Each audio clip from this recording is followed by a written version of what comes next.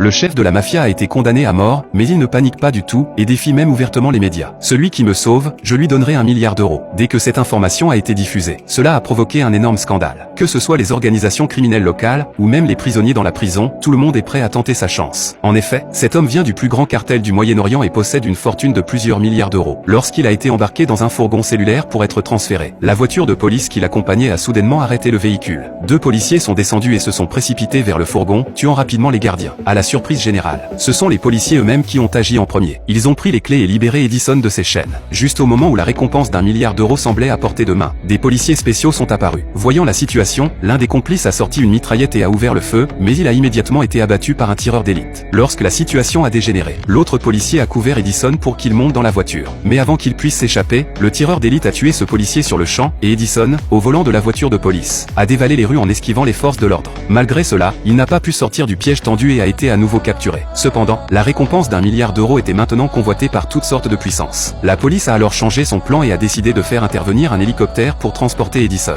Mais même avec cette nouvelle approche, ils ont été pris pour cible, et l'hélicoptère a immédiatement perdu son équilibre. Juste à ce moment, un autre coup de feu a résonné, endommageant le moteur de l'hélicoptère, qui a commencé à chuter vers le sol. Edison a souri de manière méprisante. C'était le pouvoir de l'argent. Après plusieurs échecs, la police a élaboré un nouveau plan, rassemblant tous les policiers de la ville, formant un convoi gigantesque, escorté par des hélicoptères armés, uniquement pour transporter Edison. À peine avaient-ils commencé leur trajet qu'un vieil homme a bloqué leur chemin. Les policiers de la circulation ont ordonné au vieil homme de dégager, mais, en un instant, celui-ci a dégainé une mitraillette et a commencé à tirer à tout va. À ce moment-là, un camion a surgi, percutant les policiers qui n'ont pas eu le temps de réagir. Une multitude de membres du cartel sont descendus du camion, et, en coordination avec des grenades fumigènes lancées des étages supérieurs, ils ont attaqué les forces de l'ordre. Déchaînés par la promesse du milliard d'euros, ils ont même utilisé des lance-roquettes. Après un bombardement intense, le chef de la mafia a finalement atteint la voiture blindée, mais lorsqu'il a ouvert la porte, il a découvert qu'il n'y avait qu'un mannequin à l'intérieur. Il s'avère que c'était un plan de diversion de la police, et le véritable Edison était déjà en train d'être transféré à travers un tunnel souterrain par une équipe d'intervention spéciale.